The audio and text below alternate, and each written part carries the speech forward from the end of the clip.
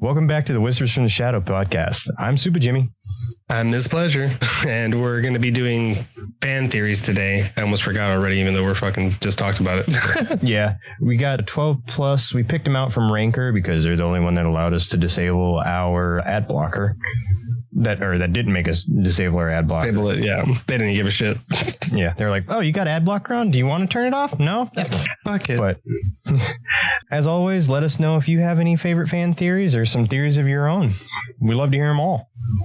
And then let us know if you want us to cover that and to cover yours in another video. Yeah, theory crafting and is like such a weird process to me because like you actually have to put in so much thought of like every little detail of a fucking film. Mm-hmm. And like some people pull it out of like the most obscene areas, but other times it's like that's a very nice similarity that you were able to connect this one to that one, which we're going to be talking about in this.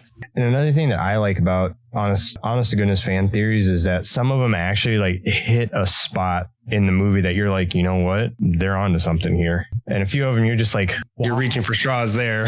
Oh yeah. My question to you, Miz, is you want to go from the bottom up or do you want to go from the top down? Either way, I'm down with either. Okay, we'll just go top down then. That's that. Keep it simple. First one I see that I actually kind of like. I gotta say, I actually kind of like this one. I read it a few times. Is the Event Horizon and Hellraiser take place in the same universe? I like that theory too. And then the synopsis says Event Horizon follows a group of space explorers who take Dr. William Weir. Did I say that right? I always forget his last name. Weir. Dr. William Weir back to his spaceship, the Event Horizon, so he can retrieve his experiment. The plan seems simple enough. Until Weir reveals that his experiment is a machine that opens a portal to a hell dimension full of chains and nails that are reminiscent of the Hellraiser film. This is from a Redditor user Steve Rudzinski. I hope I said that right. And he believes that the similarities, or they believe that the similarities are more than just coincidence and that the two stories take place in the same universe. The theory is that you don't need the laminate configuration to reach the Cenobites as long as you have something that can open the door when Weir becomes a demon/Cenobite at the end of Event Horizon. Spoiler alert for a 30-year-old movie. 96, 98, I want to say. Maybe 99. Yeah, I think so. Yeah, no, I know. It's really, really icky saying that. It is. And his transformation resembles the Cenobites from the Hellraiser comic book series. I like this one. I would say that I will agree on when it comes to the comic series. It's very reminiscent. Event Horizon is one of my all-time favorite movies. I absolutely love that movie. And I think the only part about that movie for me that I hated was that it wasn't long enough. But it's still a pretty long movie. Yeah, I mean, given the context of the movie itself, it was pretty short. But yeah, I could see. Oh God, what's the actor's name? Sam Neill Sam Neill. Thank you. I like Sam Neill at the end of that movie was just like, he almost looked like the Doctor off of the fourth Hellraiser. Was it? I haven't seen past 3 in fucking forever. I always marathon 1 and 3. Oh, those are so good. I love 1, 2, and 3. Sorry, 1, 2, and 3. I'm going to Google it real quick. But yeah, I could see how this would work out because, I mean... Well, I mean, they're both kind of reminiscent of like going to hell or another dimension because the laminate box takes you into the Cenobites, area. And the second one touches more, the second movie touched place more inside the laminate configuration where you actually see like how the world is. And then you really don't see too much of hell in Event Horizon except for the playback footage of everybody slaughtering each other, cannibalizing, sacrificing, speaking in Latin and everything. That's like the only bit you see. And then you just see the ship as it's being possessed itself, fucking everybody over too. Really going after their psyche, actual possession, so on and so forth. So it's very remnant of like Hellraiser of how it is. Yeah. It's Hellraiser 2, Hellbound. Yeah, Hellraiser 2, Hellbound. Yeah, Doctor in 4, I don't really remember. I remember in 2 because he's the one that becomes a Cenobite and reverts them back to human, then kills them. Yeah, because Neil, the actor Neil, looked like the Doctor from 2. I could see it. I mean, kinda.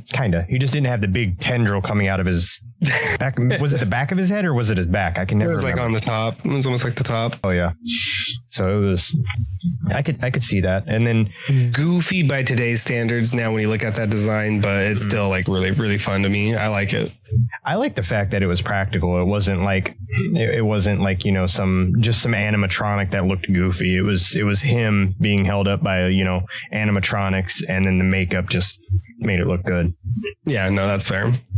But the seeing those two links together would be very, very easy. And I really do like how they piece it together. And what was I going to say? And I don't think that there was any impractical effects, like any animatronic, like hardly any animatronics used in Event Horizon. I think everything was basically like makeup for the most part. It was a lot of makeup. Yeah, no, it was a lot of makeup. I was trying to like listen to what you were saying. I was like, a lot of it is makeup. There is a few animatronics sections, but not too much. Yeah. Am I coming in quiet for you?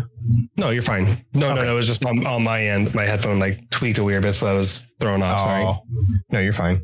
But yeah, honestly, I think that I could see why that one's number one, because it's voted with 1,188 votes. And I honestly, I would like to see where more of their connection, other than what they pointed out. I want to see more of like their connecting pieces to make it like more cohesive. Yeah. Something that I can say about both the films is that neither one of them rely on that like basic like satanic symbolism with like the stuff drawn on the walls or anything crazy like that. It's more of a visual. I was going to say it's a visual piece of it, but like it still has those aspects of like satanic ritualistic properties, but it's not like satanic specifically, like where you have to sacrifice all this stuff, and it's just pretty much like, you solve this, you're fucked now. Like, don't know what to really tell you. Like I had my only question about Event Horizon is like, because I don't know if it was covered in the film or not, and my memory's shot on that. But my question was like, what was the great doctor's idea to be like, hey, you know what? I'm going to open a portal to hell. You know, like when does that ever seem like a good idea? That was the thing. It's a portable black hole machine, but when it triggered by itself, that's where it was like, well, how did it come back? It's been gone for, I forgot, like 7 years or some shit. And then so like it was very, very confusing for them, like how and why did it come back? What's going on with this? So that's why they went to go investigate. That makes sense. And then the other thing was it the ship how to word this? Because it's the question sounded good in my head, but it's gonna sound dumb if I say it that way. When the ship went through the hell portal, did the ship itself become possessed, or was it because of Dr. Weir? It's the ship itself is possessed, not specifically because of him, but that's why he even says when he becomes like project or an entity of the ship, he's even like, she has so much to show us. Like it's seeing things, and the ship itself is now like a And since what's his name? That's not Lawrence Fishburne, is it? Yeah, it is. It is Lawrence Fishburne. Okay, since he's in it, couldn't they also kind of weave in the Matrix into that too? Because like there's a fan theory that everything that Lawrence Fishburne is in is part of the Matrix for somehow, some way. After like I think it was 99. I could see it, can't see it kind of thing. I don't know. That one would be a little bit of a stretch, but that's just to me. Yeah, that one's kind of a shot in the dark for me. I was like, because like it's never really shown if he survives all the way back home and everything like that. So you never know. Because if I remember correctly, that movie kind of ended on a cliffhanger. It's not really a cliffhanger. It's just that the whole ship blows up. He's like on a pod, I do believe, and then it's like that's the rest of the movie. Like you don't know if he like actually makes it home. It's sort of like how The Thing. You never know. It's like, are they going to survive or are they not? It's just one of those like, it's up to you to put the story together, see what happens. It's up in the air. You just got to kind of grab it, I guess. Yeah. And then, that's a good theory. I like that one. Let's see. This one is Freddy from A Nightmare on Elm Street. What else? You know, like what other horror icon is named Freddy? Give me time. I probably would think of it. I can't think of any. Freddy from A Nightmare on Elm Street steals children's dreams to gain power. I almost said powder. He needs that baby powder. He comes out like, for my sports fans, he comes out like LeBron back in the early 2010s. Yeah. Let's see. It's a little unclear why Elm Street's Freddy Krueger continues to torment local children without rest. He yes, he's getting back at the people who burned him alive after he took advantage of a bunch of children. But surely he should have found satisfaction long before the final nightmare. What if there's something else going on? Redditor. Yeah, I had to make sure I was reading that right. Redditor user Softhand Sam believes that Krueger collects the dreams of teens he slays to expand his supernatural powers. The user notes that the original film, Freddy is significantly less powerful than he appears to be in later movies. The Redditor thinks that one could logically assume that many of Freddy's more outlandish abilities, such as walking on the ceiling in the first movie or shape-shifting a whole bunch in the third, are actually dream powers he stole from kids whose soul he consumed. You can dive deeper. Oh, never mind. That's it. No worries. I can and can't see this being a thing because I think it was him collecting their souls more than anything, because he doesn't really, the whole dream aspect of it isn't really covered until Dream Warriors. Well, it's more covered in Dream Warriors and Dream Child and Dream Master, but it's still the fact of like he was not really killing them for power. It was more of, as long as people knew who he was or remembered his name, that's what gave him his power. That was like always the same thing as like you have to forget Freddy in order to kill him, but there's always a way for someone to make them remember. And then it also started with like the first one being because they murdered him in his fucking factory because he was a pedophile. Yeah. And then he swore vengeance on all the town's kids. So yeah. And I mean, it wasn't also, which one was it? But I guess you could say him killing the ones that he did is like the saved up points in a way to respawn, if you want to put it in that kind of concept. Like he had enough power from what he already did to revive himself later on, because it's always like a convoluted way on how he comes back. Yeah, because I can't remember which one it was where he got power from hell. Basically, like he became a demon more than anything else, because he was more powerful than he had ever been. Like when the person actually like forgot him, he didn't phase away. He just like faked phasing away, and he was just like, gotcha. It almost sounds like Dream Master or Freddy's Dead. I don't remember. I think that was Dream Master. It could have been Dream Master, but yeah, he like three's my favorite. So like if it was something from 3, I could tell you all the time, but I think that might be Dream Master. It's been a while since I've even fucking marathon those movies. Same. Because I do remember the look, though, because his nose was pointier, his ears were pointy, he had sharper teeth, and he just kind of looked more red rather than burnt. It sounded a little bit more like Dream Masters, because Freddy's Dead was the 3D one. Yeah. I always remember. It's the 6th one, too. Because the only other like 2 variations you have in change is the New Nightmare and the remake. Because for the most part, he just did the same-ish. But I think it was Dream Masters. I could be wrong, though. Yeah, I mean... Or Dream Child. Might have been in Dream Child. I think he did get power from the people that he slayed, but I don't think it was so much their dreams, because he was all about nightmares. And I mean, I can sleep for it. Yeah, I could see how they got the dream aspect from it, because the opposite of a nightmare is a dream. But I don't see how. I don't see I think for me the biggest thing is I don't see the connection on how it gives him power specifically. Like how does it directly affect him? Not really seeing that. It's a good theory, but I don't think it's a sound theory, in my personal opinion. Because I don't. Other than like, him eating their souls to like siphon off the power from that, I don't really see as to how anything else could play into that. And then on top of that, how could he have came back for Freddy versus Jason when nobody remembered him? Yeah, that's also the one that looks more like the demon also is the one for Freddy versus Jason, because it was more able to be brought out more in some ways with the makeup and everything. Yeah, I don't think it was like for direct power. I don't see that correlation, but like I said, if you see it as a like docking up power to come back for next film in a concept, then I can say, I kind of see it that way. Honestly, I would like to know. I would honestly like to hear Wes Craven's take on this and be like, hey, sir. R.I.P. R.I.P. Yeah. Fucking love Wes. I wish you were around to like put his 2 cents on it and be like, listen, good theory, but here's where you messed up, kind of thing. Yeah, I mean, most of the people really don't even like acknowledge these theories. It's just for like fan support of like people wanting to express how much they like can deep dive on this stuff, which is fine. But no, I would like if they chimed in on it, like John Carpenter or anybody like that. I know John Carpenter did like he did like I don't think it was a Reddit AMA. I think he did like a Quora AMA or something like that.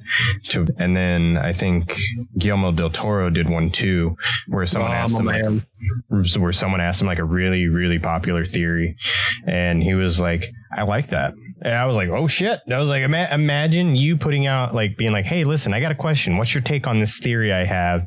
And then the man himself is just like, I like that. Yeah. I like that. I was like, that would be awesome.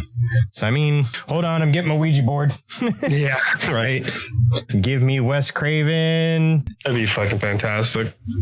I mean, I would need to like, I know they kind of summarize the fan theory on here, but I would kind of have to see like the whole theory from Soft Hand Sam.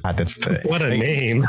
Yeah, I was like, because to me, when I read it at first, it didn't say Soft Hand Sam. It said Soft Ham Sandwich. I was like, what? Why would you want a hard ham sandwich? I'm confused. But yeah, I would need to read like the whole thing for me to kind of. Yeah, I would need more details to like really like be able to chime in more on it. Like I said, I guess you could say it gave him power. Like I said, it's more of like a revenge thing, but I don't see it being in the sense that they're saying, because that means it would be only going up and up and up instead of being like stagnant, drop, go up. Yeah, because I remember he was a lot more powerful in Dream Warriors than he was in 1 and 2, but he was a lot more powerful in not Freddy's Dead. He was a lot more powerful in Dream Master than he was in Freddy's Dead, and he killed way less people in Freddy's Dead than he did in Dream Master.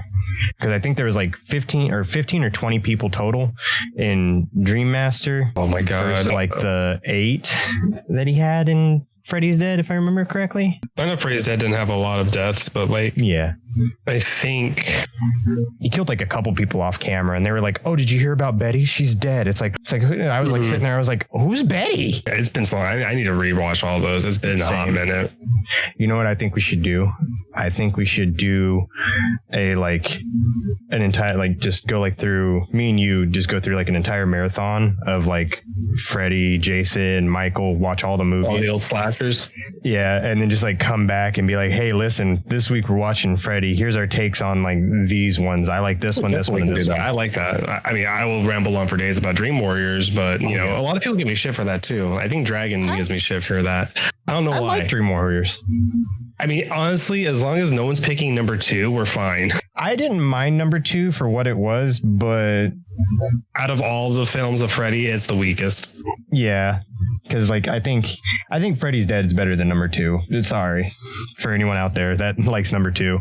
If there's no apology, like any of them are better than Freddy's Revenge. Like Freddy's Revenge is so bad. I'm sorry. Yeah, it wasn't good. And then the fucking remake too. Can appreciate the remake for what it is. And just the film also has a lot of like other like shit with it. That's the main thing. Yeah, I don't like the fact that like they kind of left it ambiguous as to what he did to the children versus like the original where it was like, oh yeah, he diddled those kids and we're gonna burn him for it. It's like, yeah, don't make me sympathize with that. That's not something I want to sympathize with. That's not kosher. But yeah, like I think that'd be a fun idea. Just like sit through and like go through an entire marathon and like rank the videos that we watched and talk about them and stuff like that. And I think that'd be fun because I think they're all available on Prime. I have them all on DVD. If we really wanted to do that, I can get the USB portable DVD player that I have and throw all my discs. Oh, hell yeah. That'd be fun. That'd be a great weekend. Oh, yeah, for sure. I'm definitely down to do that. And then moving along. Yeah, next one. I kind of like this one. I'm not going to lie. Like this one. I honestly really, really appreciate this one. I mean, it's really far reaching in a lot of ways, but like it's the methodical aspect of it that makes it like really, really viable. to me it's kind of funny. It adds a little humor to the Saw movies, but I like it. This one is Home Alone's Kevin McAllister grows up to be Jigsaw from Saw. And then this one's really long, so bear with me. I'm gonna try and read as fast as possible. Carefully. Okay, good. There's no funny username, so I can just spin through this. The Saw series is known for its elaborate traps, all of which are created by Jigsaw and his followers. As the traps become more detailed, fans of the series began to connect the dots between the horror franchise and the Kevin McAllister, the young sadomasochist from Home Alone. I like how they put that in there. From Home Alone. Throughout the Home Alone films, Kevin becomes obsessed with crafting intricate traps, befriends old man Marley after mistaking the stranger for someone more sinister, and repeatedly evidences a mean streak that justified by a sense of unserved justice, all of which lines up perfectly with Jigsaw's personality traits. Questionable. The two men even look sort of alike. Also kind of questionable. So it's totally believable that they could be the same person. I could argue both. Whereas in Home Alone, Kevin is simply trying to defend his family's home from intruders. Yes, the sequel highlights the child's darker side. The second time around, the Wet Bandits, also known as the Sticky Bandits, want nothing to do with the McAllister family and aim to instead rob a toy store located hundreds of miles from the Chicago home.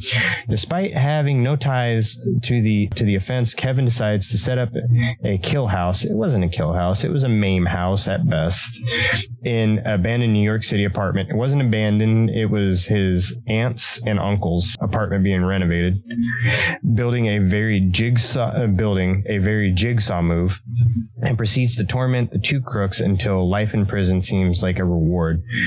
The tyke starts by bashing in their head with bricks, and things only get more grisly from there. Yeah, go ahead. I was going to say, whereas I can see some of this theory, I see holes. I see holes too. Don't get me wrong, but like the fact of like even with Jigsaw being the methodical person that he is for prepping, planning, and setting up his traps for each person fit the sin kind of thing, you know? Yeah. And I know Kevin McAllister being the kid that he was and just setting up booby traps in general, I feel like it was one of those like the little masochism or like insane part of his brain was just kind of like, hey, that was really fun. Now what if I can do it to help people? And slowly, like, especially after his like John's Jigsaw, his attempted suicide didn't work and how much he appreciated life. He's like, I can make the worst of people come out better. But like, again, it slowly divulged into torture porn more than anything. But like the first 3, maybe 4, I want to say, would really show more of like his like thought and very methodical planning of further events as opposed to just doing it. Yeah, I can agree with that. I can agree with that. Even though I like the one with Chester Bennington, I think that was 6. That was like 6 or 7. Yeah. I just liked it because of Chester's scene in it. I was like, oh shit, my boy's in a movie. All right, Chester Bennington. 1, 3, and 4 is like the only ones that I can really like always be on board with. 2 has a lot of like just everyone's really stupid in 2 to me. 4 is really good. 3 is really good. 1's really good. 5, 6, 7, 3D. I haven't seen the newest one. I didn't like 3D. 3D was whatever. All was whatever. Spiral's probably been one of my favorites. I know it's not like the greatest one. Yeah. But I really, really loved Spiral just because like it's what I said, like when we did like last season where it was like, you know, if you could be in any universe, what would it be? And I was like, I want to be in the Saw universe to see how many like people mimic John's concept. And that's what like I got with Spiral. And I really, really loved that.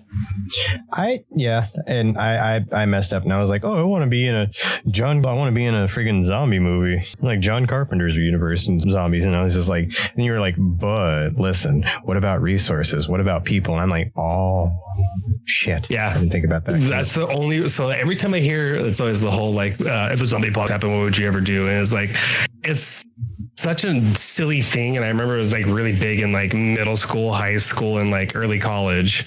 Like from 2004 2004 to like 2012, I would say. Like that 8 years was like all zombies everywhere. Nobody could stop talking about it, which was fine. Don't get me wrong. It was totally fine for what it was. It's just funny how like that was like everyone's talk, but it's like when it comes down to it realistically, and you see how people are, especially after 2020, like it would be a lot harder for people, even like the doomsday preppers. You can prep for everything. Like we talk about this all the time, especially when telling like stories. Yeah. You will never know until it actually happens. That's the unfortunate part. You can prep and prep and prep and you just hope your training kicks in. But when it comes down to that moment, you will never know until that moment happens. I have to agree with that. And what also cracks me up is that a lot of people have this weird misconception that every military member is going to be like some hard ass survivalist. No, they're not. They're really not. It's no. And what cracks me up even more is when they start talking about like military training and stuff like that. And I'm like, not everybody received the same training. Like, yeah, like it's always funny. Like I love the aspect of when people are like, oh, I was in the military, and everyone immediately is like, oh, there's some fucking boots on the ground, ready to go to war kind of person. Like your average person's like either an office person or someone that just, unless they were like active combat MOS, most of the people you encounter that are in the military were really smart, intelligent people, or didn't have to deal with any of that stuff. And there's nothing wrong with that. There's no shame in that. Like that's what the problem is though. But people automatically assume I was in the military means you were something like more than just like, yeah, I served and cleaned up the yard for 8 years. Yeah. Like, I mean, even me, like I tell people this all the time. They're like, well, what'd you do in the military? I was like, well, my original MOS was 0111. I was an admin guy. But here's the funny thing is that I wasn't your average admin guy. I got sent out and there because I had a master sergeant, luckily, that hated me. And the reason I say luckily is because she was just like, get out of my office. And she just sent me temporary additional duty to other places. And I'm like, yay, I'm away. So like my average office experience is different from somebody else's average office experience. It's just in general, that concept though is like, it's the same thing. It's just like, just because you were in doesn't mean you were constantly training for everything. And even when you are a constant training, unless you're an elite force or a special force, like honestly, you still don't receive too much training. So more of like being in shitty conditions and trying to like, how would you be able to operate in shitty conditions? That's the best way to really put your training. And I mean, even when you like go out to the field and stuff like that, and it's just like, this is like camping, but much, much, much worse. I haven't pooped in 3 days. Much shittier. Where's my baby wipes? I need to fucking de-sweat. Oh my God, did not de-sweat. And then what was it? The first time we went out to the field, like my guys, none of us had cots. We all had sleeping bags and a poncho and the tarp. That's all we had. So we freaking just made like little lean-tos. Meanwhile, the army guys had like 2-man tents, and we were like, embrace the suck. We're supposed to be cross training, and the first sergeant was like, the logistics was shot. We're doing this, and I'm just like my wife called me, and she was just like, she was like, hey, I'm gonna go grocery shopping when I was out in the field, because luckily we had power, so I could use my phone and shit and charge it, because I was permanent personnel while everybody else was a student. Fun story. And my wife called me, and she was like, how's the field? You having fun? I was like, no. She was like, why? I was like, it's 12 degrees outside. I haven't been inside in a week. I still got another week to go. FTXs, baby. It was terrible. The only warmth we had was by huddling by the exhaust of the Humvee, and I'm pretty sure there's something that's going to be long lasting after from just that. Oh, for sure. And your man fires. Come on, man fires are a great way to be fucking warm. Oh yeah, our first sergeant was like, hey, I found a metal barrel. Do with it what you will. And we started a fire, and then like me and all my guys huddled shoulder to shoulder. We were just standing there with our hands in our pockets. Yes, our hands were in our pockets. And we're just sitting there. And then first sergeant came over, and he was like, hey, that looks pretty warm. Yeah. He scooched in like right next to me, and he was like, you enjoying the field, Corporal? I was like, I'm having the time of my life, First Sergeant. You? He was like, I get to go home every night. I was like, yeah, that's where that being higher up perks work a lot. Yeah. Meanwhile, I was out in the field with my guys, just freezing my butt off. But sorry, derailed. Train went we derailed a little bit, but no, it ties into with like how some of this is outstretched in some parts, but it's like, the other thing too is like whenever you're watching some movies, like I hate that you like give physics classes in the military, especially during like basic and boot, and It completely ruins like all action movies. Yeah. Like the reticle, like in the movies, the reticle's where the bullet's going to hit. It's like, no. If you sight it that way. Yeah. If you zero it in properly, there's hang time, there's distance, there's earth rotation. There's a lot of mathematics that go into shooting a gun. And a lot of that doesn't play out for your average person that was in the military. But, you know, like your elite snipers, which I met 4 while I was in the Marine Corps. But since I've been out, I've met 12. All of them were friggin' Mars trained, friggin' Hathcock Camp Hathcock trained 1,000-yard snipers that had 103 confirmed kills, and I'm just like, cool. But yeah, I could see where some where some of this ties in, but like I think the planning is what I feel like is the most connecting to me, at least. Like the prep time, it's like, you know, world's best burglar has to break into Kevin McAllister's house and he's got fucking 5 hours to prep. Who do you think is going to win, kind of thing.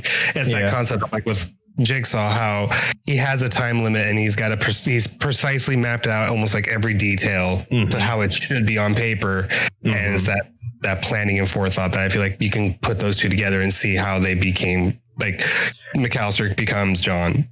I also think that the way I could see this working out best for me is what I like to say is the difference between a good person and a bad person. And don't get mad at me for saying this to anybody out there, that I firmly believe the difference between a good person and a bad person is one bad day. Oh, always. Been time and time again. I mean, unfortunately, you have the common saying of going postal because that's kind of what happened, the one bad day. Everyone's there. Everyone at some point, especially right now, like everyone just feels like in this very weird rut, you know? Yeah.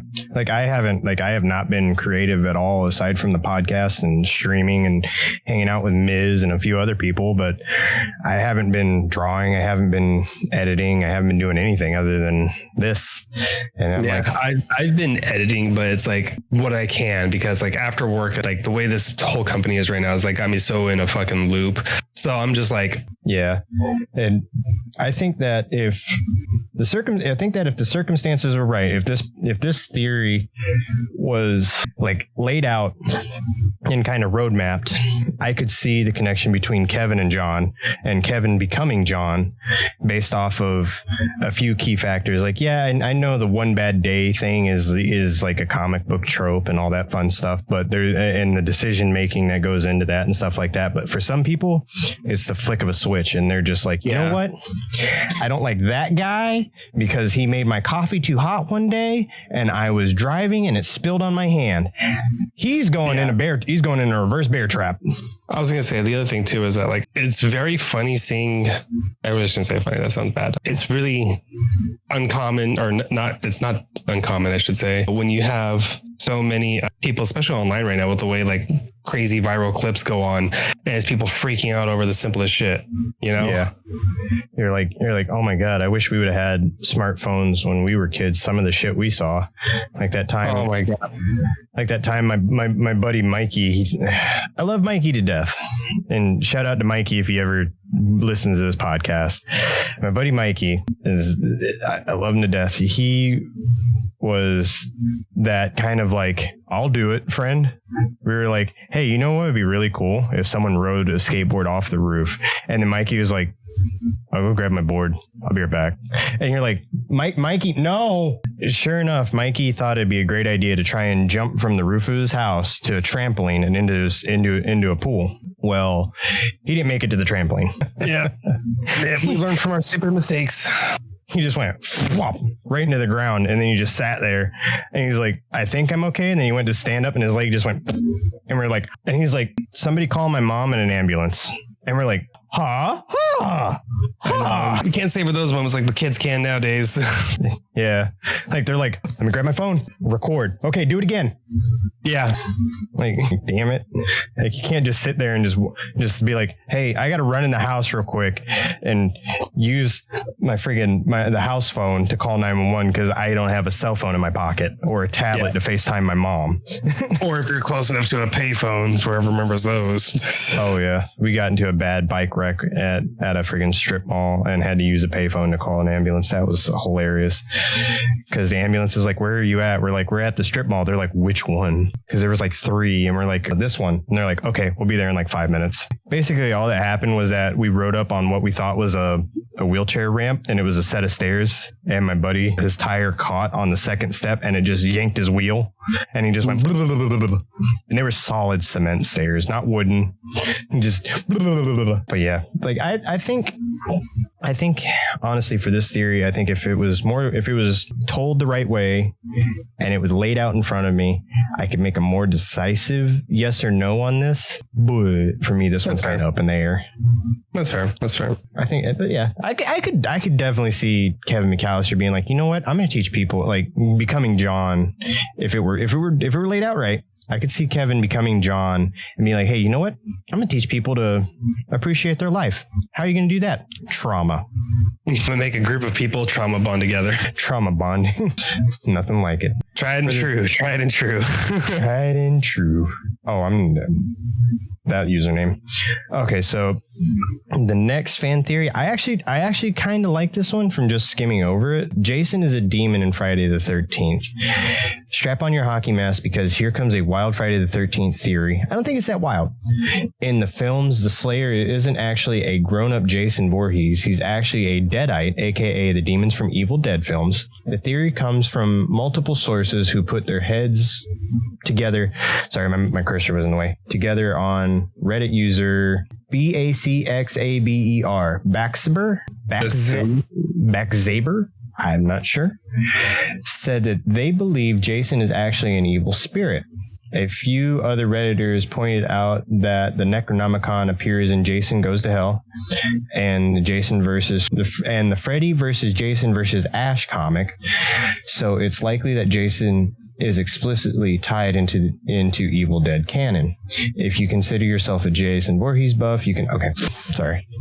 I can see this one because I think that if a spirit in certain movies, if a spirit is vengeful enough, it can come back and do certain things.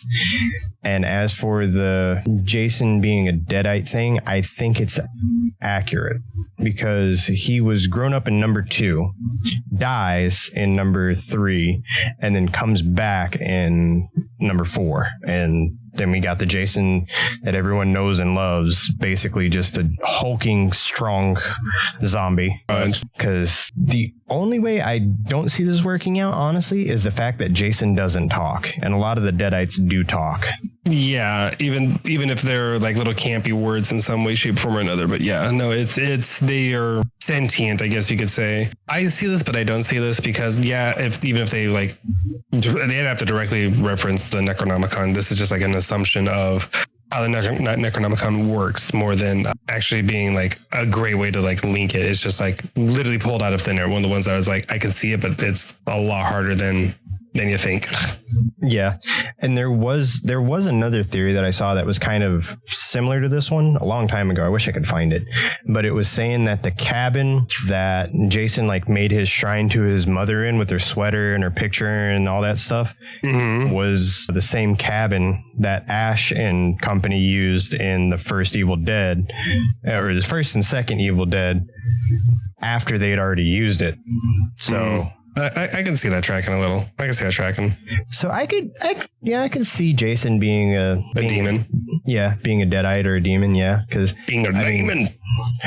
My only thing is that like the only way you can summon a Deadite is by the only hole I have in this one is the only way you can summon a Deadite or the demons from Evil Dead is if you read from the book. And There was never any reading of the book in Jason. Yeah. Like, Friday the 13th. Yeah. And then on top of that, there's also like ones where he wasn't even at Camp Crystal Lake. Freddy versus Jason had Camp Crystal Lake, but Jason goes to New York. Jason goes to I was gonna say, I think it's like the sixth one as well. It's not a camp. It's like fifth or sixth one that is also not at Camp Crystal Lake. The one with Corey Feldman.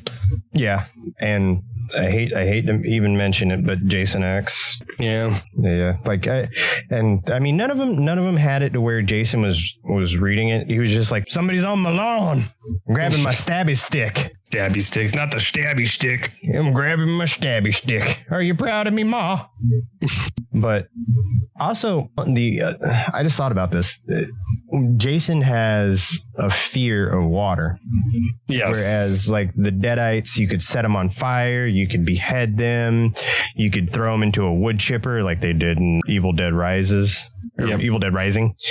And spoiler alert for anyone that hasn't seen that. I enjoyed it, but too. They didn't feel pain, but they didn't have a fear so much. Like, there wasn't anything that you couldn't just put two fingers together like you could with like the old campy vampire movies and be like, back, and they're like, ah. So, like, I mean, whereas Jason's a little less scary when you like throw a bucket of water on him, where he's just like, I'm moist. Really that sense, but it's like volume of water. There's a lot of water that, because that's what happened in Freddy vs. Jason. But yeah, no, I get what you meant. Yeah, because like one of them hit the pipe and then water started spraying between him and Freddy was like, "Whoa, do have a weakness." Yeah, so I think that you were skipping something. Yeah, so I think that it's hard for me. I can see it, but it's a little hard for me. Yeah, I could play devil's advocate on this. This one I can kind of get behind, but there's a little holes. Like, I mean, tying Ash into it with the comic book, which I read snippets of. I didn't get to read the whole thing, sadly. It was pretty good because it wasn't just Freddy versus Jason. It was Freddy versus Jason versus Ash. So Ash is fighting both Freddy and Jason at the same time in some context, and you're just like, what the fuck? But it was good. It was a good comic. If anyone can get their hands on it and read it in any way, shape, or form, I highly suggest it because I want to finish reading it now. But not a bad theory. It's not. Just feels a little hard to get behind in some spots, you know? Yeah. The Blair Witch, this one I kind of like. The Blair Witch Project involves time travel. This one I can get behind. I don't really see as to how I couldn't. But for years, this is the Blair Witch, the first one. We don't talk about the second one here. I'm talking about the first and the third. We do not mention Book of Shadows. If you like the first one, if you like the second one, it's don't okay. Know what to tell you. It's okay. We all have wrong opinions. Yeah, you're entitled to your wrong opinion. Sorry on that one. Sorry, not exactly. Sorry. Exactly. I enjoyed it for what it was, but I can't get behind that movie at all. I didn't watch it because I watched the Blair Witch Project as an adult, and then I watched the Blair Witch Project 2, The Book of Shadows, as an adult also, and I watched them as two totally different films. Like, one I was watching as the found horror, like this might be real aspect, and the other one I was just like, this is a horror movie. I'm gonna watch a horror movie. And I was like, okay, it's not that bad. But when I was like putting 2 and 1 together, I was just like, this is it's drastically different movies. Yeah. The third one I haven't seen yet. I need to watch that. The new one is really, really good. I was pleasantly surprised by it. I need to watch it. And this one reads, for years, fans of the Blair Witch Project have been trying to figure out how Heather and her friends were able to get so lost while hunting for the Blair Witch in a national forest, which isn't really that hard to believe when you see how many people actually get lost in national forests. Oh, yeah. No, for sure. It's ridiculous. A user on the Blair Witch, the forums, back when forums were a thing, believes that after entering the woods, it is possible that Heather and Co., aka company, walk into the loop that sends them back into the 1940s when Rustin Parr was allegedly possessed by the witch. Evidence to support this theory can be found in the game Blair Witch Volume 1, Rustin Parr, which takes place in the 40s. In Parr's house, the player catches a glimpse of Heather Donahue running past him, which correlates with the final moments of the first film, which if you haven't played the Blair Witch video game, it's actually pretty good. It's scary as shit. I have not. It's pretty decent. I got it for free somehow. I can't remember. This theory was pretty much confirmed in 2016's Blair Witch sequel. Okay, good. They mentioned the 2016 version, not the 2002-ish version. I don't remember when Book of Shadows came out. I don't even give that movie any attention. Yeah, I know we were young. In the film, time moves differently for the characters after they enter the forest. They lose track of some locals for a few hours, and when they're reunited, they claim they've been missing for days. Additionally, the main character's quest is inspired by footage of the witch that's posted on YouTube, but it's later revealed that the footage was filmed by the protagonist without time travel. The plot is utterly unexplainable. I can get behind this one for two reasons. One, in the film, the very first one, they said that Parr's house burnt to the ground. And when they were walking into the house, it didn't look as if it had been burnt at all. Yeah. And then it ends with the legend of one person standing in the corner while Parr murdered the other one. And then having played the video game, you went back and forth between time, and like you would go into like a cave or another part of the game where like it didn't make sense because you were walking in a totally different direction, and you came back to the same spot you just started in a different time of day or a different day altogether. Because I never played the game, so I have like no information on that. And I haven't seen the 2016 Blair Witch sequel. I need to. But yeah, the game was good for what it was. It wasn't like super duper awesome, but it was good for what it was. Super duper awesome. Yeah, it wasn't like they gotta recommend it to everybody. Yeah, it wasn't like something that's like, hey, play it if you can, if you have the ability to. But it's like if you want to play it, I'm not gonna say no. It's a decent game. It's single player. The camera plays a big role in the game. Your dog plays a big role in the game, and the flashlight plays a big role in the game. There's a lot of the psychological aspects to it, and I did like the psychological aspects. But you're a psychological person, that's why. Yeah, I'm psychological, dude. But yeah, the whole time travel aspect, I could see that being a thing, because I could definitely see it for sure. The reason why, yeah, the sequel, the only sequel I will count, which is the new 2016 one, it does a very good job with that. It does a lot of the, there is time travel, but not in the sense of like time travel. It's very weird because like you're following this group that's only been there for what feels like a day or two, and then they're like, oh, we haven't seen you. It's been like 8 days since we've seen each other. Our rations are almost gone, and so on and so forth. And the way they do some parts of it, it leaves you guessing how long and how separated are they through time, because at one point they're like a character comes in with like a full face of hair, like they're like let their beard grow out, which usually takes a good couple of months. So it's like, how's this happening? It's like, yeah, I think it's more time dilation or manipulation rather than time travel itself. So yeah, I could see time travel being the thing that causes like a lot of that. Good God, the Michael Myers one is friggin' huge. But yeah, I could see that. I can get behind that one. I have no qualms with that one, because it seems pretty solid. Yeah, no, I get that. I can see it. It'd be a little bit harder, but I can see it. Yeah. But my only question to that one is, if the time travel was a thing, then why didn't we see more of the, what am I trying to say here? More of like the difference in people than just like, like a beard. Like why like their clothes could have been a lot more worn and tattered and stuff like that.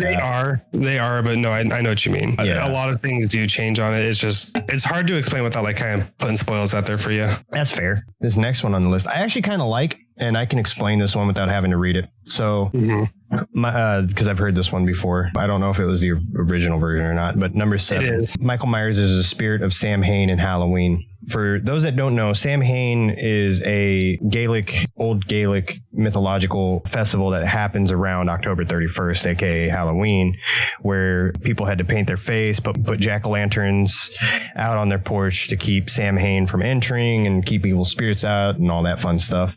And it was kind of the fall, what's it called?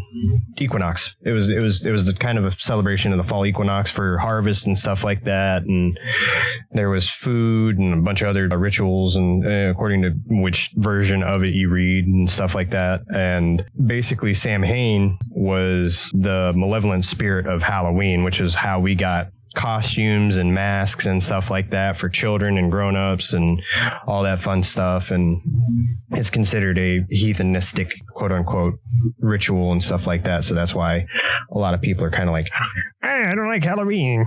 But religious aspects, yeah. Yeah. And I can kind of see this one, but the fact that they quoted Season of the Witch kind of is like for me, because I'll read the top 2 sentences because I just summarized everything else. Let's see. Looking at the Halloween series as a whole, one notices several distinct visions of, I'll call her back.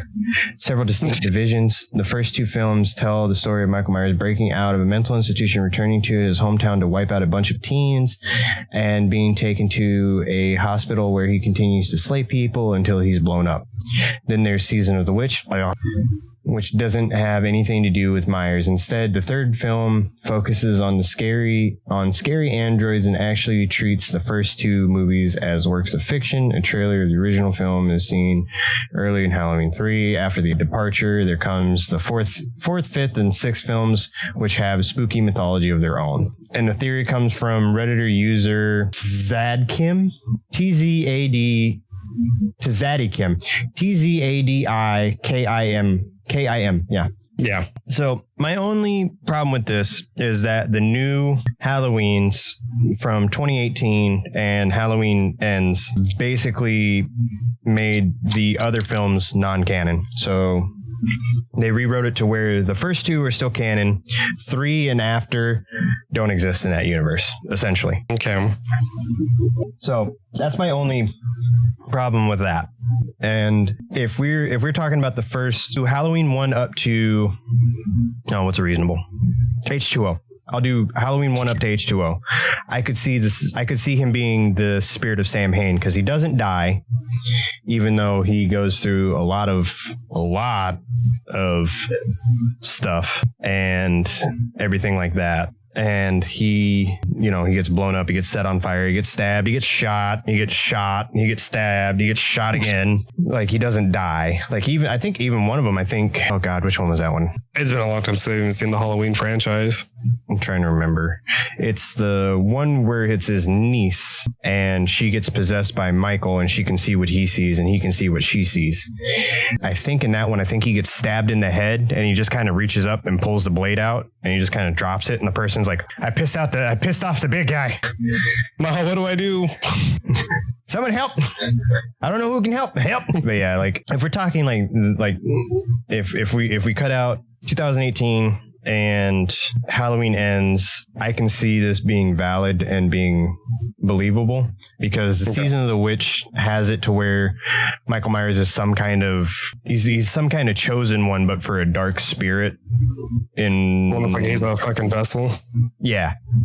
And basically the way that he gains his strength is through killing. Whereas they kind of quoted that in the 2018 and Halloween Ends one. It wasn't so much a magical aspect. It was like Mikey's mind is gone. So he's just kind of like in this berserk state of just like kill everything. Fugue state? Yeah. Okay. Where he's more of a killing machine rather than a supernatural being. If we don't count, if we cut those 2 out, then yeah, I could see this being Sam Hain, but with the new 2 included, no. So if you were to actually do it based off current information, it would not work. Yeah. Good to know. Yeah, I mean, I could argue both of these, but I mean, I'm feeling too confident with it though. Yeah, it's sound and it's a good theory if you're not counting the last two films. And I'm not sure when this person made this theory. So if he made it before, or if they made it before 2018, it's solid. If it made it after 2018, someone didn't watch the movies. That's all I'm going to say on that.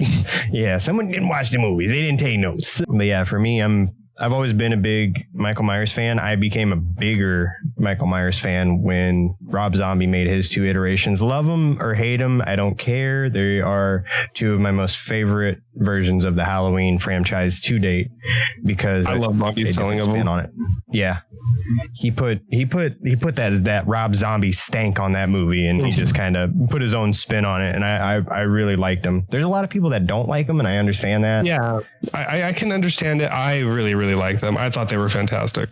Yeah, I especially like number 2. I kind of wish that we would have got a third one because in number 2, Mikey's dead, but his sister kind of like falls into that same state of mind as him, and you see his wife Sherry Moon Zombie come from Mikey's plane of existence into hers, and she's just sitting there smiling on the bed as the camera like pans out, and you're like, yeah, I really wish we got another one of that. Rob, listen, we need to talk, buddy. You need to make a third one, please. Give me closure. I want closure. I want the sister to become the spirit of Halloween. That would be great. But yeah, I like the theory, depending on when it was written, because I can argue both ways. Yeah. Whereas like if it's like, if they made it after 2018, I'm gonna say no. If they made it before 2018, I would agree with them wholeheartedly.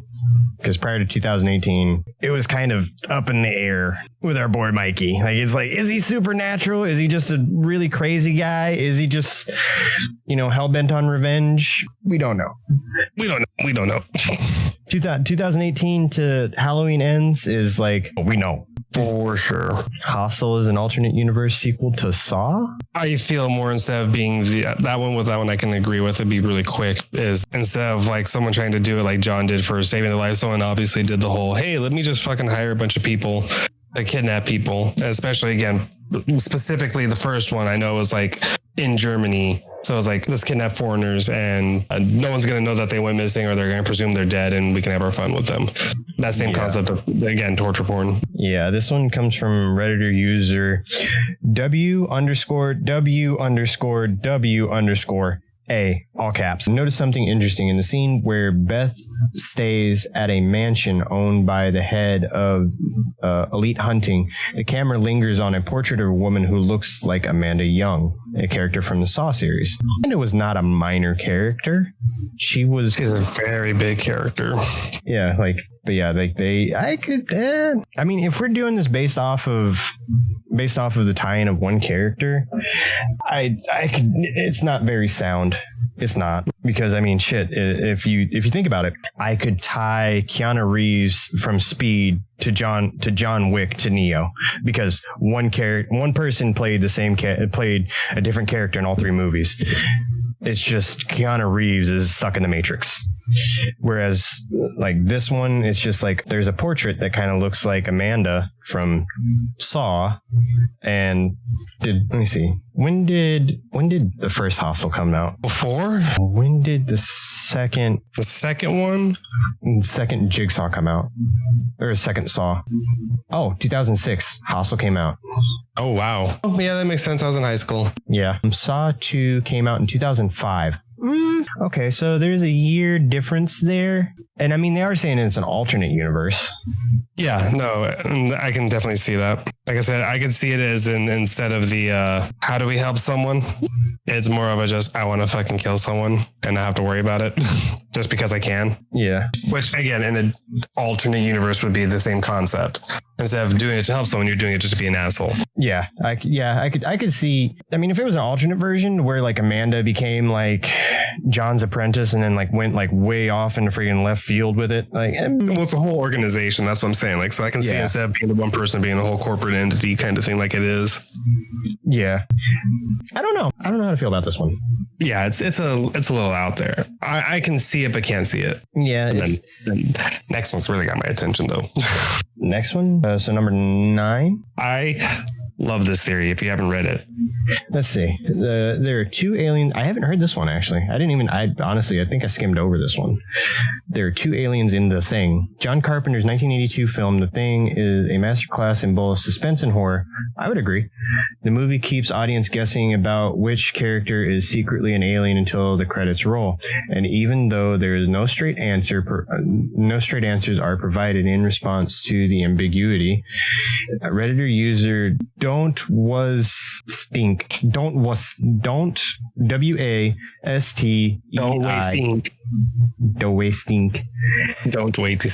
Asserts that there are actually 2 aliens causing havoc on the Arctic research station.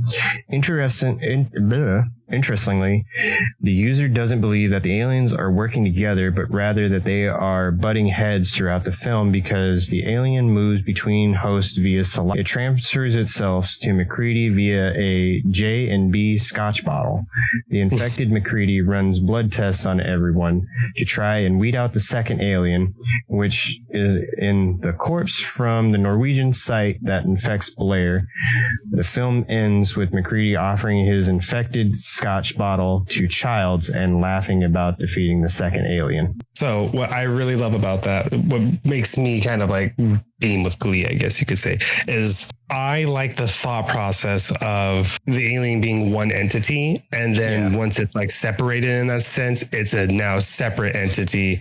And it's like, well, I don't want them to have all the power. I want this power instead. So it's weeding out everybody that way. I like that theory quite a lot. This kind of ties into another theory that I heard, that Childs was the alien at the end. Yeah. Yeah. Because of his breath. And because the one that I read wasn't about the breath, it was more so about the fact that he drank after MacReady, because, you know, like they were like, hey, don't drink or eat after anyone, blah blah blah blah, and all that fun stuff.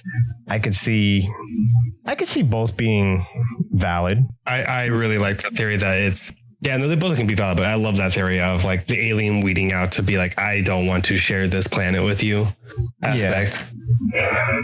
So my question with that would be, would it be kind of a parent and child power dynamic, like the alien gave birth to the separate one, or would it be two separate aliens from the same? Asexual almost is what you're trying to get at. It's where it self-produces, but they don't want to self-produce. It's almost like I don't know how to equate it to in like the animal kingdom, but it's like essentially a power structure where it's like, you know, you have someone that's like the alpha wolf or the lead silver gorilla, the one that's on top, and you just gave birth to your usurper in a sense. So you're constantly like trying to fight for that power. And so the child though is retaliating defense in some ways, or being like, well, how do I eliminate them without like having to like out myself as one as well? Okay, yeah, I could see that. And if I remember correctly, in the video game, doesn't it have MacReady at the end of it? Yes, in the video game, MacReady is the one that rescues you. So that's where it's like, I see MacReady not being the infected, obviously, because of that little aspect. But if you're disregarding the game in that sense, it's very, very viable. It's very, very close in making sense to me. I can see that 100%. Because I don't remember if John Carpenter came out and said that the video game was canon or not. I don't think he did. I really don't confirmed it. But if he did, I never heard anything about it. I could in that case, yeah, I could see there being 2 aliens. I really like that theory a lot. I mean, because like, think about it. If you really think of how every part of what's his name's body was fighting for it, the head, the body itself was one thing as it was trying to mimic him. Yeah, it never really fully separates into 2 beings except for in that moment. Yeah, maybe because the only time you see it on multiple things is in the dog pen.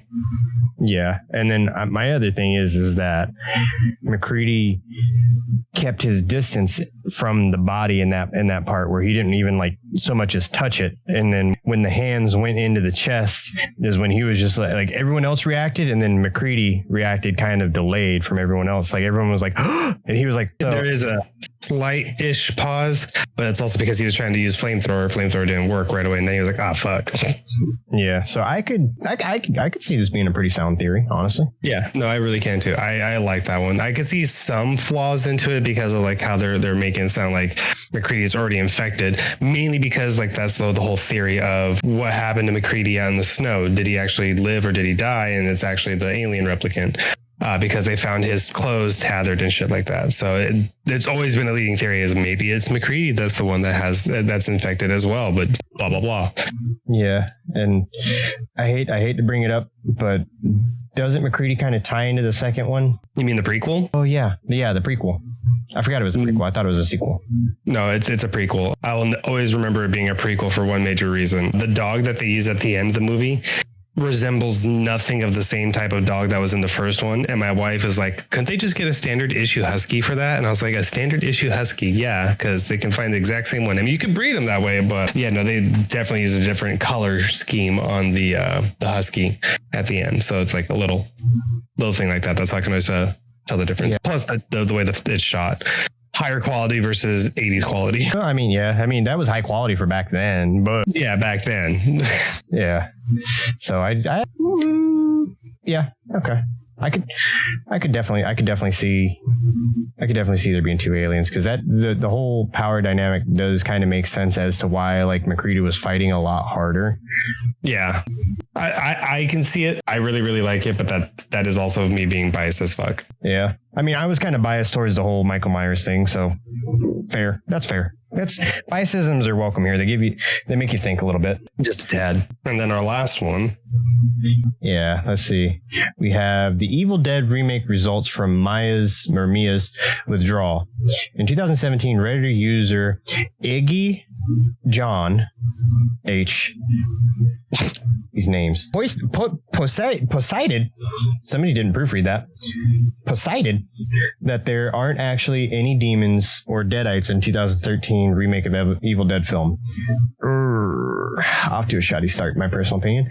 Aside from personal demons, the film begins with Mia going with twin brother and her friends to visit a cabin in the woods. The point of the trip where Mia to help Mia kick a smack habit, and she tosses her stash just before things get wild. As soon as the highs stop, the cast is plagued by counts of demonic possession, and Mia is forced to cut off her own hand to survive.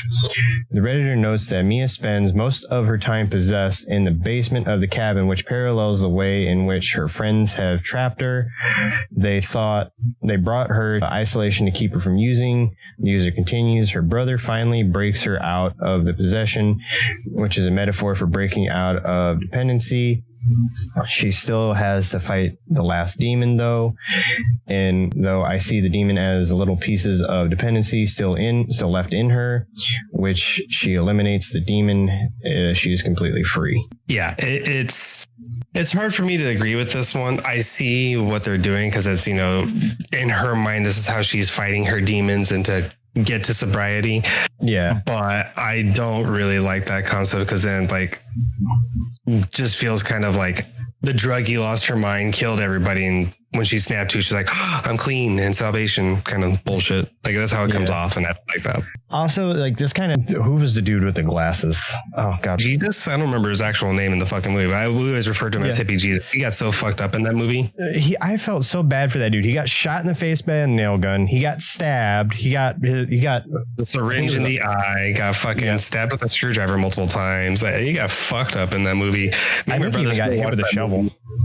I think so, yeah. Like me and my brother always talk about that movie, and we're just like, man, I don't know if this movie is like trying to tell us to not do demonic possession kind of stuff, or is it trying to sell us duct tape with the amount of duct tape they were fucking using in that movie? Oh yeah, he also got like 3 fingers cut off too, because he had his hand fucked up in that movie. I felt so bad for that dude. I was like, because like anytime someone got hurt, it was 9 times out of 10 it was him, because like they had the friggin' nail gun and the guy like dodged out of the way, and then Hippie Jesus is just standing like right there, and he's like, ka-dunk, ka-dunk. He's like, it's like, oh, why him? Well, he's the one that read it, so yeah. I mean, yeah, but like it was like, I think he got hit with shit. He got stabbed. He got his hand cut off, or he got like his like 2 or 3 fingers cut off. Then he had the syringe in the eyeball. That was like the worst scene for me, because I was like, because yeah, I might have served 10 years in the Marine Corps, but I am scared of needles. I don't like shots. No, thank you. I don't mind shots. Like, honestly, the last time I got a shot too that like really fucking was a new experience was the peanut butter shot. Like, oh god, it's like the shot is like, it doesn't hurt, it just feels weird. And it's like, if you didn't like really properly roll that jelly and shit around in your fucking ass, I can already like, I can touching where I got the shot, like I can immediately feel the pain. That I have wake a up scar. the next day and it's oh, so sore. You know what was really messed up? We got our shot the day before we did our mock PFT, our physical fitness test. Like that. And we had to go out and before ours, I think. But yeah. We got our shot, and then this is because our IST, our initial strength test, where we have to go out and run a half mile, do crunches, do pull-ups, or a mile and a half, not a half mile, mile and a half. It's 3 miles, right? Our PFT is 3 miles. Our CFT is a mile and a half. And then the IST is what you need, is the bare minimum that you need to get into boot camp. You have to finish a mile and a half in under, used to be 13 minutes, or used to be around 13 minutes, I should say. This is 12 plus years ago, because I initially joined back in 2010. So 14 years ago. Yeah. Then in boot camp, they make you do it again. So if you pass it at your recruiter and then you go to boot camp, you have to run the same test. And then they work you up to where you're running the PFT and you're running the CFT. When I joined, the CFT was brand new, and there's a horror story in and of itself with that.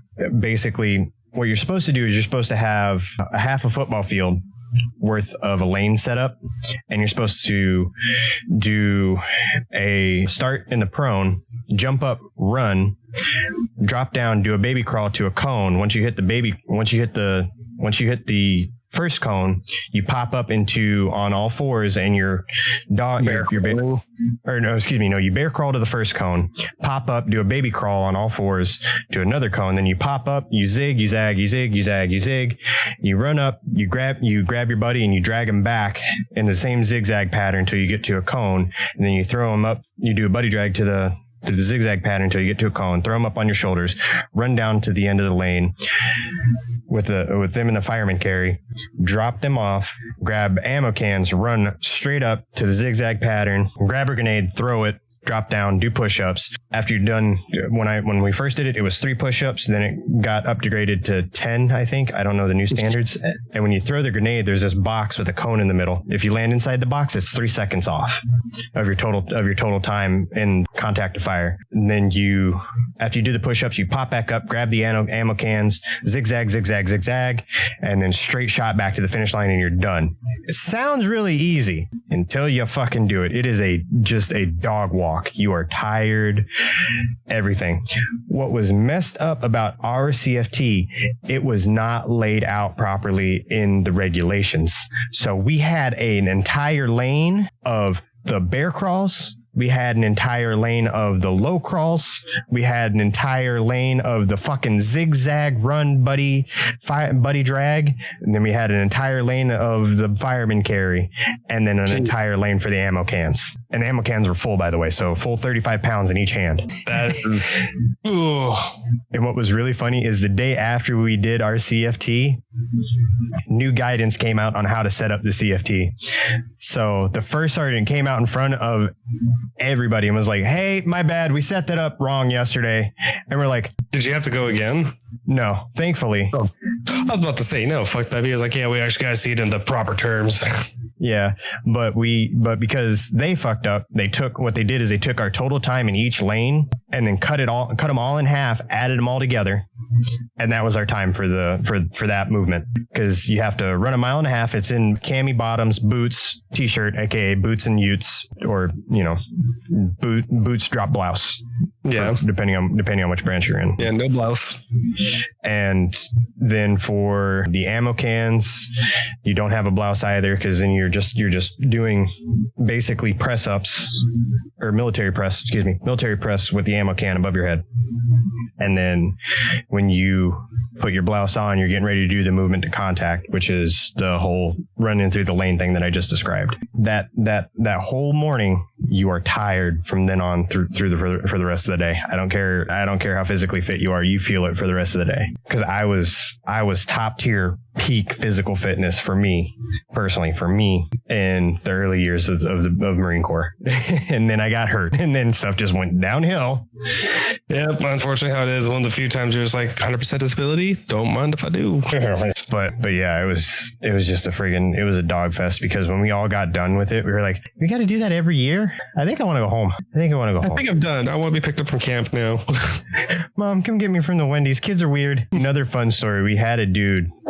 His name was Nguyen. He was from Vietnam. Like, came over here to America, was in college, went through boot camp. He's an officer now. I love the dude. Had a really thick Vietnamese accent. And his parents didn't speak a word of English, right? He tells his parents when he's going to boot camp, instead of telling them that he's going to boot camp, he says, hey, I'm going on a 3-month-long field trip and I won't be home. And they were like, because the Vietnamese didn't have a word for joining the military, didn't have a word for joining the Marines or becoming a Marine. So he's like, hey, I'm going on a field trip. And when his parents showed up to graduation day, the only thing that they asked our senior drill instructor was the field trip good? I'm not even kidding. I was standing like right next to my senior drill instructor talking to my heavy hat when he said that, when he translated for his parents. And he goes, he does this face, because like we'd found out about this in like phase 2. So like right in the middle of training, that he had told his parents that he was going on a 3-month-long field trip.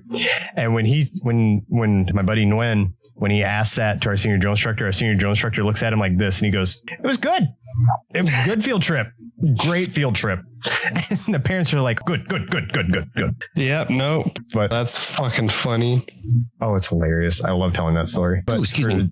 Bless you. Thank you. But yeah, for the Evil Dead fan theory, I could get how it's a reference to fighting your personal demons and sobriety and all that fun stuff. Whereas if we're taking it into context, they just took everything that happened to hippie Jesus in vain. Like, I'm sorry. No, fucking hippie Jesus got super hippie fucked. Like, that man. And he survives all the way like towards the end, and then fucking goes through like 5 or 6 deaths from people. I think it's like actually 3 or 4. But no.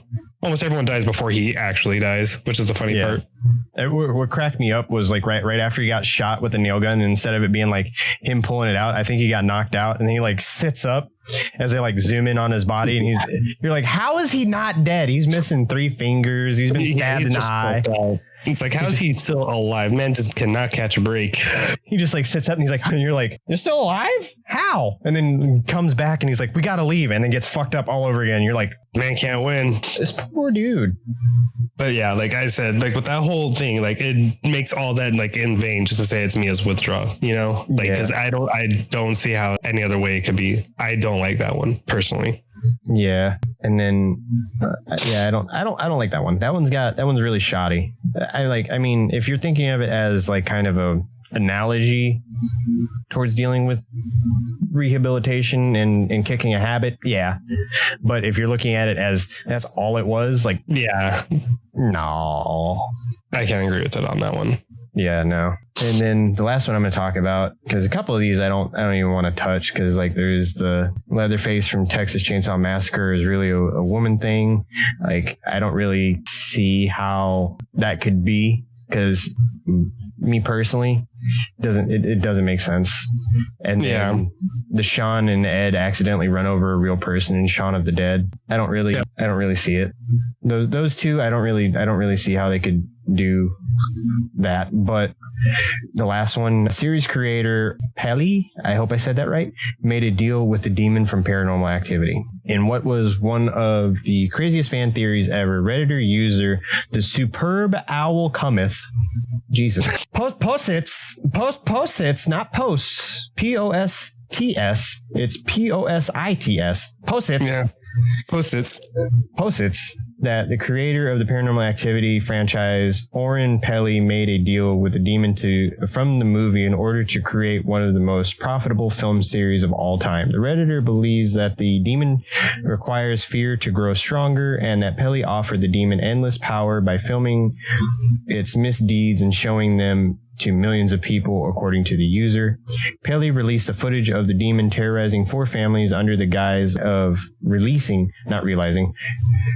horror movies. That footage, taken from real hauntings that the demon did, has terrified millions of people around the world, making the demon immeasurably more powerful than it was before.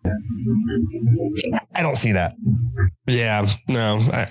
I get the theory of it. It's the same thing that happened with Blair Witch years and years ago. Oh my God, I forgot about that. Yeah, like, because I remember when everyone was like, before everyone could like really search up on films and whatnot. Yeah, for Google. It was like, or and us as kids and teenagers were like, yeah, this shit was real, man. Look at how they shot it. There's no way it can't be real. Like, there's two things that I like. If that was true, why would he stop making them? Number one. Number two, why would there be like leaked footage of them shooting the thing or not leaked footage? Not leaked footage. If you watch, like, I think it was a director's cut with like the special features on Blu-ray, it shows the dude in the green screen like snagging them out of the bed, which I find hilarious, by the way. They actually had, I forget the name of the couple. You had Mika and I forget the lady. Yeah, I don't remember. They're good movies for what they are for the most part, but like I don't really sink myself into them. Same. But for the film, in order to get like the most real action, the director would actually have Mika and the girl, the lady lead role, actually fall asleep, and then you would have something happen. And 9 times out of 10, it was a dude in a green screen and in a green screen outfit that was doing it. So that way they didn't have to worry about, heavy editing and taking out and getting rid of the shadows and stuff like that. But they had him like hide in the back room, and then like over a radio or something like that, they would have him like be like, okay, now go. You're asleep. Do it now. So the scene where you see her get snagged out of the bed is all practical. It's just some dude in a fucking green screen outfit just kicking in the door and being like, yoink, you, and then climbing up into the ceiling and hanging out up there. It was just easier to edit that way. So that way they could cut the film before Mika goes up into the attic to see if there's anything up there and have him come down and then go up there and look, which I thought was hilarious when I found that out. Because if you think about it, like, you know how messed up a director has to be like, they're asleep, attack them. Get them now. Get them. Why are you using a wiffle ball bat? Boom. For real. I find that hilarious. But yeah, that's like my 2 things on that one. I don't see that being a thing, because if that were true, then Oren Peli would still be making Paranormal Activity movies, number 1. Number 2, there wouldn't be proof that everything was shot in I think it was like 18 days or something like that. I don't remember. I know just most of the movie was the budget for that movie was for the camera, just like Saw. Most of it was for like cast and camera. Yeah, because I mean the actors that they got were like no-name actors and stuff like that, and then I think they had a crew of like 30 people. Can't remember, but yeah, it did great. It's still doing great. Yeah, I mean, it's still a good movie to watch, and when you're like, you know what, I want something to just kind of like spook me a little bit. Make it a little hard to go to sleep tonight.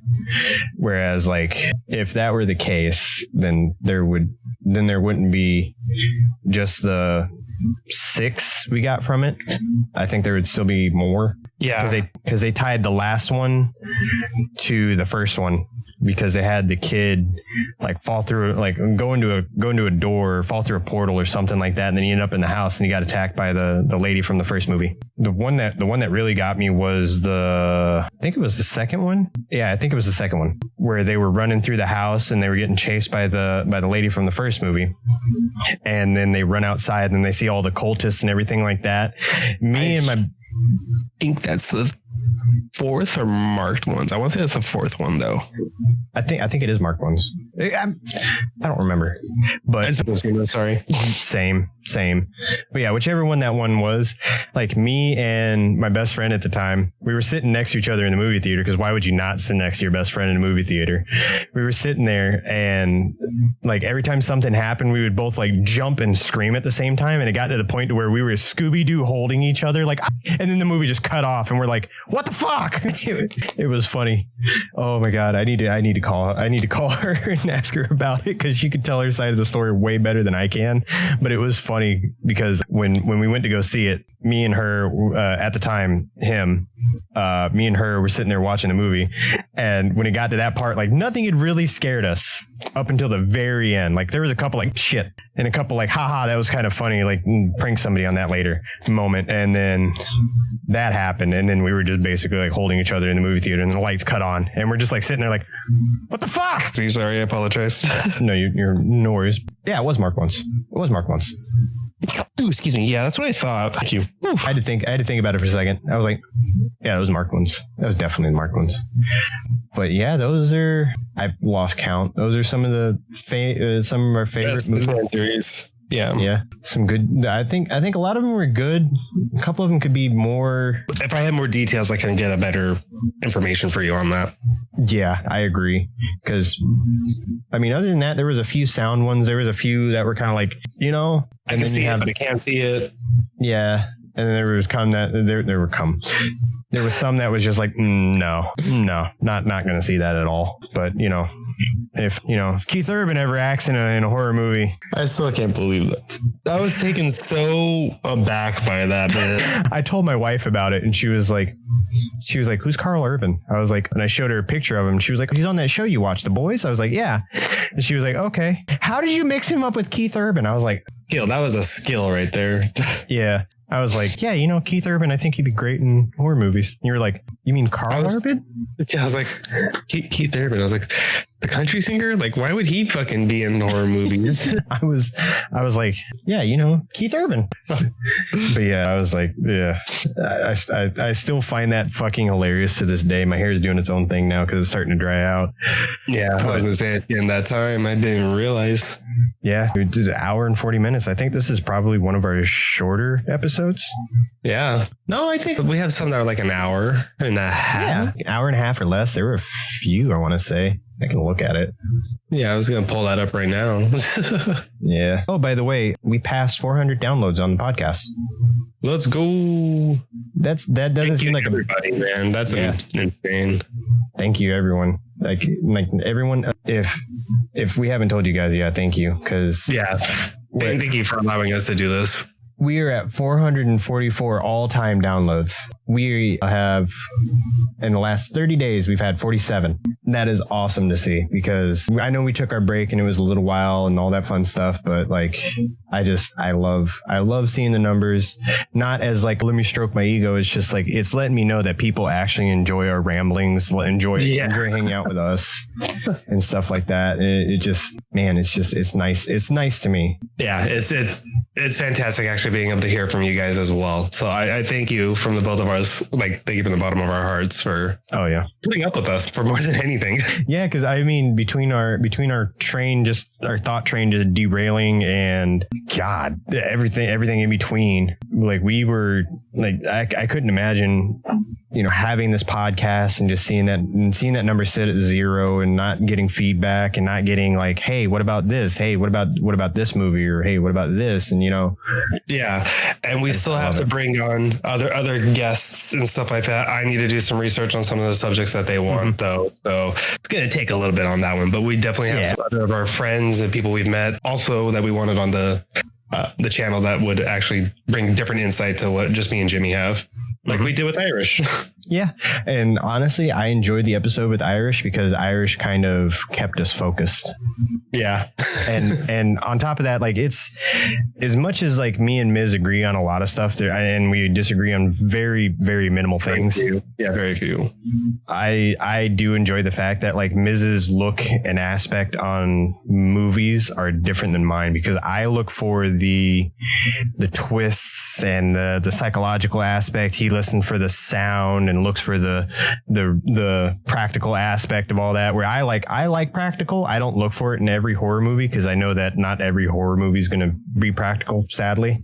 Unfortunately, but it's like we focus on a lot of similarities, but like your main focus and my main focus are on two different things. Like, and a good portion of it for me though is like I am that typical horror person where it's like I want to see more blood, gore, and like how fucked up it can be in some ways.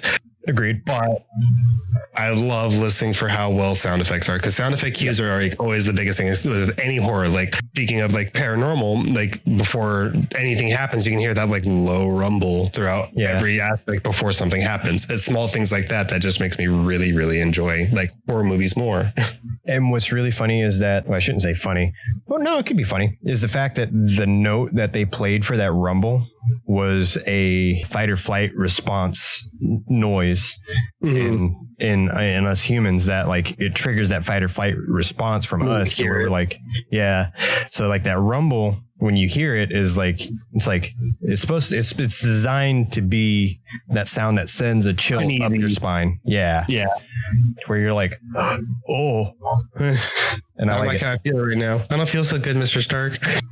I do like the fact that all horror has a psychological aspect to it. Like there's a lot of like psychology and stuff like that goes into it. But I mean, you do have your ones that are like just brain rot and horror, but it still can be philosophical in some ways. Yeah, I do like in a guilty pleasure of mine, and one of Miz's guilty pleasures, we've talked about this lots on and off camera, is the campy horror films, like the B horror films from way back in the day that you could find at Walmart in a little bargain bin at the very bottom that nobody wanted for like $2. Yep. Oh my God. I love, especially right now, there's been a lot more like high quality, campy, great horror movies. Yes.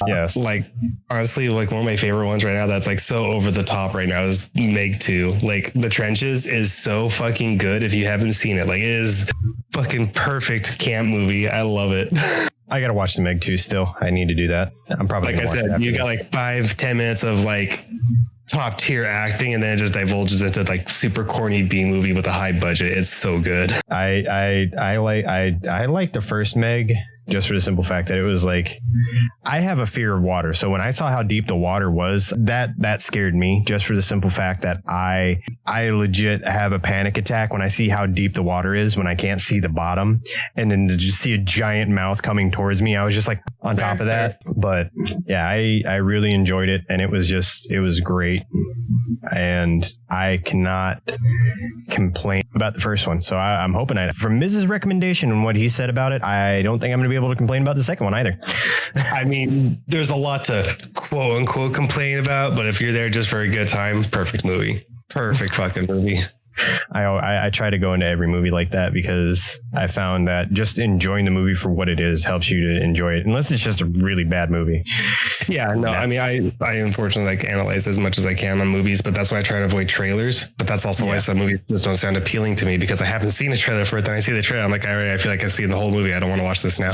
I hate movies like that. Horror film directors, horror writers, and the people that like cut and edit the trailers and stuff like that. Give us the trailers that like give us a snippet of the film, and not like the whole like. And don't give away like any of the jump scare parts. Like I know you're supposed to, but like that's where it's like my mind, the way it works is when I watch a trailer, as I'm watching the film, the trailer's playing in my head. Like, where is this part going to happen? How did they cut it up to make the trailer look like it's either this is towards the end or the beginning or whatever is happening as a movie, to tell that like 2-minute trailer that they need to hook you in to go see the movie or not. And as I'm doing that, I notice like a lot of the times it's like where some important shit happens is what they include in the trailer. I'm like, why? You just gave away the movie. Yeah. And then I think a good movie trailer from recent years that would kind of equate out to one that I actually liked was the first Insidious, because it didn't show too much, it didn't show too little, it didn't give away any plot points. Not until I think it was like third month in theaters, third month in theaters, it started like showing more and more in trailers. But when it first got released and everything like that, it was like going in was like, what am I watching? Because I think it came out like 2013, 2014. I think it was, I was in the Marine Corps when it came out, but I don't remember exactly what year it came out. Shit. I want to say it was 2014, maybe. Could have been, because I went to theaters. The same best. Oh no, first one was 2010. Holy shit. Chapter 2 was 2013. And then 3 was 2015. Last Key was 2018 and Red Door was 2023. That's right. Cause I watched the second one with the best friend that I watched the marked ones with. Actually, me and the best friend that watched the marked ones together, we watched all the Paranormal Activity movies except for the last one. Red Door? Yeah. We watched all of those. We watched all of the Insidiouses. We watched Insidious 2 together in the theater, and then we watched, what else did we watch together? I don't remember the last one, but yeah. I enjoyed the franchise. I think it was like Last Key or Chapter 3. I think it was Last Key was the one that I kind of had like 50-50 with, but I really, really enjoyed the series still, but that's also because I'm biased because Lee and Juan touched it. So good old Winnell and Juan. I love both of them. That's Juan, W-A-N. Yeah. So yeah, if you're looking for a good director that me and Ms. can't speak highly enough, anything that James Wan has touched, because 9 times out of 10, if James Wan is involved, Lee Winnell's right there with him, because there's a few things that they haven't done together, but for the most part, they're best buds, so like they're going to be working together. Yeah, like if I went to the horror film, Jesus, my brain just said, hey, you know what? Let's switch to H and F. But yeah, if I went to the horror film industry, I would bring Ms. with me, just because it's like, hey, what are your thoughts on this? And you'd be like, oh yeah, go practical. Yeah, well, I mean, it would work in some ways, and it'd be more conversation heavy because we can actually have more control of that. Because like I said, I love, especially right now with a lot of horror movies, either taking risks or going back to the roots and trying to do more complex with simplicity in some ways. Like I use Smile as a prime example. It did not use like a lot of convoluted, really out of there ideas. It was like felt very real, and that's what I really liked about it. And that's where I always say, like, the more real it feels, the more horrifying it is. Yeah. And there was a lot that was very practical effects heavy. Oh, yeah. There's like, I think a couple sections I could see exactly where the CG was. But like, other than those spots, like I cannot praise that movie, especially towards like the end. Like, oh my God, like just the fucking face peel. Yeah. I can go on that scene for days. I love that scene. If you go back a couple episodes, you'll see where Miz had the smile. Well, actually, no, that was early last season. Yeah. Miz had the, four. I think so.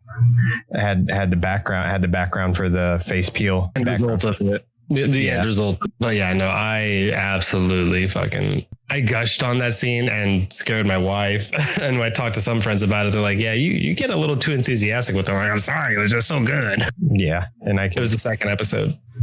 It was the second episode. So that was back when we were doing the horror verses. Yeah. Yeah. So I will tag that video at the end of this one. So yeah. We're coming up on 2 hours. I think we set our piece on a lot of these theories, and we set our piece about everything. I love the fact that we made it to season 2, episode 14. We got a little ways to go before we finish out season 2, and hopefully we can work out a schedule that works best for Ms. Yeah, with work and everything like that coming back, it's a little finicky, but definitely gonna be coming back into everything, and I'm super excited about it. Yeah, and I'm always excited to just hop on a call with Ms. and talk horror, or just talk in general. We do that a lot. We do. Oh yeah, big time. And it's always great because we have fun in everything. I think I have some ideas for our next episode, and we'll talk about it offline, so that way we don't give out any spoilers. But let us know if you guys have any ideas or theories or stuff like that you want us to discuss and all that fun stuff. But for me, I will see you guys next time. I'll catch you guys in the next episode. Bye. Bye.